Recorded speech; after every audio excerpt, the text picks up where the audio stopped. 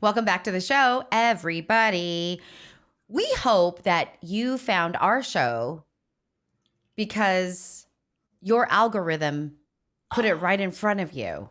Because you were scrolling through stuff. Yeah. And you found us. So maybe we should talk about scrolling, or doom scrolling as it's been called lately. Except in our case, it's not doom scrolling if we're It's not in doom it. scrolling. Yeah. No. Is all scrolling doom scrolling? Or is doom scrolling something specific? I mean, I feel like doom scrolling is specific in the sense that you lose a sense of time and space, you know, like it's teleported you away and you lose yourself and you come back, you're like, well, where in the world did those 2 hours go? Or maybe in a bad way, because you're down a rabbit hole that isn't good for you. Maybe that's where the doom part comes. I don't know. I'm gonna, as we're talking here, I'm going to Google doom scrolling. I think you when should. When a person actively seeks out, you're saddening or negative material to read or scroll through on social media. So the doom part is different than scrolling. So maybe you've talked about closing loops. So there's doom scrolling.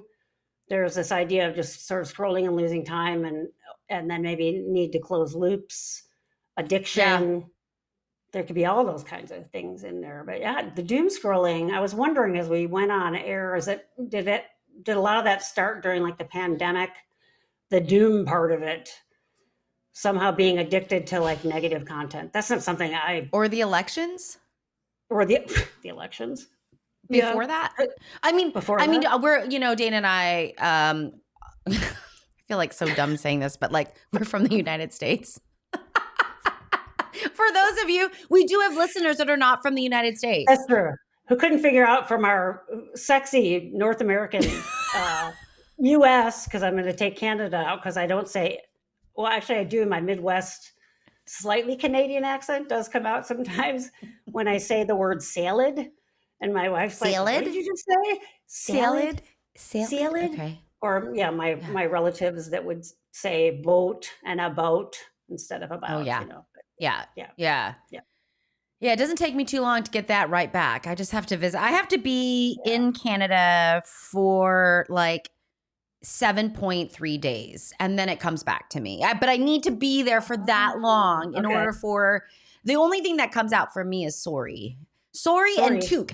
I can't get over calling you in the US, you guys call these beanies, but in Canada they're called toques, and it doesn't matter. And I'm in an ice rink a lot because my daughter plays hockey, and so I'm like, oh, that's a nice toque, like, or whatever, like, oh, that, they'll know the person with the toque, and people look at me like, what are you saying? Like, that's something I can't.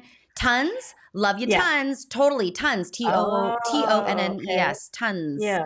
Like as just a sign off. Like that's hard for me to let go of. Sorries. So that comes out a lot. I don't know how we got there from doom scrolling, but this is what happens. You were talking about during the election, and then we talked about. Oh, yeah. Oh, and I say that because not because we're trying to make a political statement, but because we were very, very, it was a very divisive time. In the United States. And so, if anyone was going to use the algorithm. You wanted info on it. You wanted to know what was going on. Like early stages of the pandemic, what the hell is happening? How long is it going to last? Am I going to die from it? And then I think what happened is we realized maybe it was combining just scrolling with the negative stuff, and that became really problematic because people that I was working with were getting depressed, and I'm like, well, what are you doing all day? Well, I'm looking at this negative news stuff, and I'm like, well, stop. Well, I need to know what's going on. So that need to kind of stay informed, but it being really negative, and then that can certainly really affect your mood. That can be doom scrolling. There can be my personal favorite, which I turned off on Facebook, you could, every time I get a new app, it says, do you want us to push you notifications? And every time I'm like, no, because I don't want to see that little red circle with the number in it that tells me I have something Oh, I haven't yeah. read, because I would Yeah. want to close the loop and I'd want to read them all Yeah. and then close the loop. So I do that when I go on Facebook, but I don't see it just popping up at any time. Or Yeah. those rings that some of us have if we have Apple stuff for like exercise, you want to close those loops. You want to like complete it. Yeah. Can be. I would watch videos. I love watching videos on TikTok that are dog and horse stories. And I would, if I saw a story that I didn't realize was going to be a sad animal in peril story, I used to feel compelled to watch the whole thing because I need to make sure the ending was happy. But a lot of times it wouldn't be. And then I'm like, why the hell did I just watch that? That could be like a Yeah. version of doom scrolling. So now, and I felt like it was I can't remember if I talked about it here. I felt like it was my responsibility to somehow witness the story. And now I'm just like, I can't do that. I can't do it. I can't do it. Like if I know it has any chance of potentially being, and even news stories, I'm like, I can't. And it is that idea of I can only take so much in, and I need to, that maybe you could say that's a version of doom scrolling, but it's hard to pull up out of. Like if you're in that place of needing to close the loops, it's really hard. I mean, I think that's the theme. Thematically, Yeah. it's when it feels out of our control. Yeah. Yeah.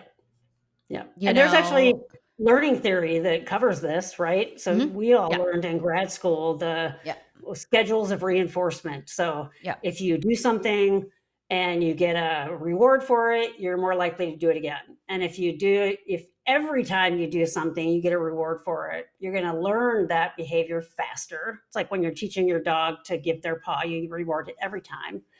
And then if you start to vary how many times that behavior, intermittent, vary that time, you may learn like the amount of time that it takes to get it. So you might not frantically look for it when you know you've just gotten a reward, but then it ramps up later. And the hardest version of reinforcement is what slot machines are.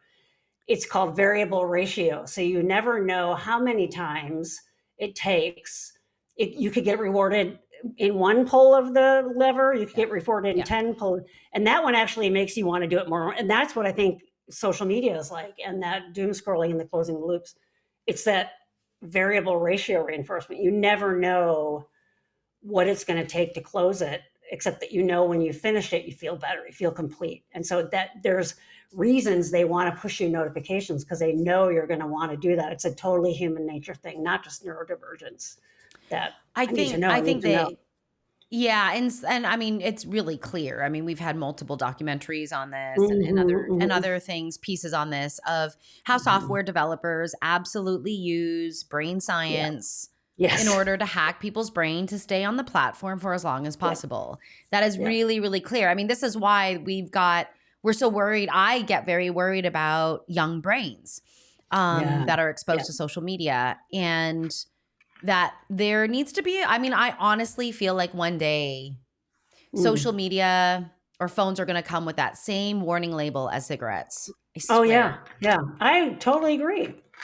We're already seeing it in some regards where you can have parental controls, or you can set it for if you've used this app for X amount of time, it'll bump you out. We're already seeing attempts to control it.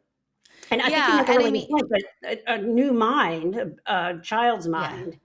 Yeah. You and I grew up at a time where this wasn't available. Yeah. And so we're going to tend to somewhat default to our original neurology, which was it's not around. So people that are growing up with that are never going to have that base of not being on it. It's scary. I feel like I do feel like too, it's creating these neural connections that are very used to immediate gratification. And so, right, we see this like for those of you out there that one of the most long-standing longitudinal studies we have on human development is the marshmallow test. Right. And the idea there is that when you take little kiddos and you say, listen, you can have this marshmallow now, or if you wait until I come back, I'll give you two. right? And they followed these kiddos who had the marshmallow right away or waited for the second marshmallow or 2 marshmallows. And they've just found that people who were able to delay gratification, again, this is a study that was done a while ago, so this is not like necessarily a current study, that the people that were able to delay gratification and just these days we might call this being a little bit gritty about it, right? Holding on, working hard, doing these things pulling back to your get impulse to want right. it now. Just had a different trajectory of success factors in their adult lives, right? And so I think about the marshmallow test. I don't know what it's called, whatever. But, I think about that a lot as I look at the grooming that's happening with social media. And, I see it. I tried to hold it off on my teen for a long time. I tried to have her demonstrate certain types of impulse control behaviors before she earned social media by showing me she could do certain things. And people thought I was absolutely crazy. I don't do social media now as an adult because I can't have that many open loops from inputs coming into my mind. But, there is something about it that's just very powerful. I mean, it literally is a brain hack. They are hacking brains. So I can see why the scrolling is hard to stop. Yeah. Especially if it's something that's pleasing. I mean, I think I've talked about it on here before about, there's a reason a lot of groups of people here in the US want to ban TikTok. And it's people that are in positions of higher up in the government because they know we can get access to information in ways that we couldn't before. That's the reality of it. Because the algorithm is so good, right? If you like something, it will automatically start feeding you things that you like. So for me, if I see a video on politics or whatever that I'm interested in, I never hit like. I mean, probably just spending more time on there, it starts to learn it. But I can see when it's starting to go towards something that feels doom scrollishy. And then I'll just hit like on every single dog video I see, even if I don't like the dog. And then I can, it returns, it goes, but so it's sort of fun to try to manipulate it. But it is totally based on giving you what you want to see. So it is sort of puts you in a tunnel, so to speak. And if it's feeding you things you want to see, and you're growing up with the mindset of that immediate gratification, it has potential for really causing some issues, right? It definitely has the power to change thinking. That's for sure. If you are only shown what you're looking for and what you like and never something else. Yeah, that's that confirmation bias that we've talked about. Then you start to think that your way of thinking is right because that's all you're seeing. Yeah. It's so how do you pull up out of that feeling and to not have to close the loops and so on? It's it can be sort of that felt sense like I need to do it. And it really, the only way to do it is to try to make yourself not close a loop and tolerate the anxiety of it. And then the more you do that, the more you can deal with that and not have to worry about it. But it's hard. I think it's going to be harder for younger people whose brains are being wired originally this way.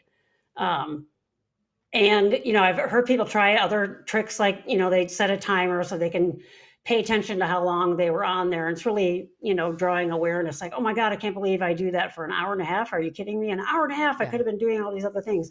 So that you start to, and your phone can show you how much time in a given day. That's relatively new. It didn't used to have that. Apple sends you.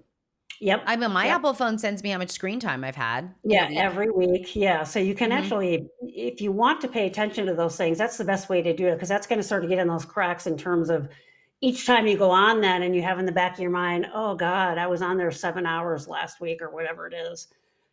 I want to be less. And that's going to be in the back of your mind when you go on again and you're not likely to want to do that anymore. Right. Yeah. But it's hard. They're really, you're swimming upstream with these things. They're very hard to get away from. Yeah. I think we have a hard time being quiet. And that's just a different place to be. Boredom used to be a wonderful thing for us as children because boredom is what really took us outside and doing things had us and getting creative. I mean, I remember making an ice cream shop with cardboard and tissue paper and my mom's different baking essences, like a vanilla Oh, or a lemon or an almond. And I'll never forget, I used them all because of course I had an ice cream shop that I was making Yeah. money off of with, imaginary people. And my Yeah. Oh shop my was God. obviously very popular. Okay. Yeah. Oh, that's And my awesome. mom went to make something like almond shortbreads, something. And the almond, they were It was gone. And I was in so much trouble. I cannot even tell you how much trouble I was in. I didn't have the sense of it at the time. I just wanted something smelling like it was, Yeah. but I would have never done something No. like that. I mean, before, and it was just funny. I mean, I have just a very strong memory of Yeah. my ice And cream the jury's shops. out. I mean, we don't know what the long-term effects are going to be of you not being in No. that creative space. Yeah. Yeah. Yeah. So, it is maybe we're worth just going to be trying to, extinct. yeah. Dana, we'll just be Yeah. extinct one day. Yeah, I mean, I think the bottom line is how do you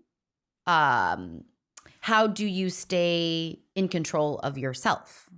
Yeah. What was the differentiation we made in the last episode, Dana, with the collectibles, right? It was like, Oh yeah. Is it something you want versus something you have to do or need? right. Yeah. Is it a Want have to versus or a have want to. to? Mm-hmm. Yeah. Mm-hmm. Yeah. Yeah. That I think is a great question. Definitely. Want versus have to. Yeah. Okay. Yeah. I'm writing it down because that's a good one. Yeah. It's always a good one to ask yourself. Yeah. Well, on that It's a good note. Yeah. But we really want you to want to watch our podcasts. Our podcasts are an exception to the rule, as all rules have exceptions. It's more genuine if you want to listen rather than you have to. I'd rather have it be you want to. Yeah. Absolutely. Well, and who's going to be in a position where it's like, I have to watch Dana and Gwen? Come on. Yeah. All of our 2 followers, it's like Steve and like there's someone, it's like.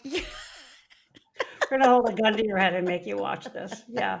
Steve will always be a part of our show. Thank you, There Steve. you go. Exactly. Steve is like, we've trapped Steve, basically. Anyway, all right, everybody. Be good to you most of all. And be good to you. Go outside. Yeah. Go outside. Be good to you and go outside. Let's put that on the back of the shirt. Be good to you in the front and go outside in the back. All right. Go outside in the back. Yeah. Yeah. All right. Bye, all right, everyone. See you in the next episode. Bye.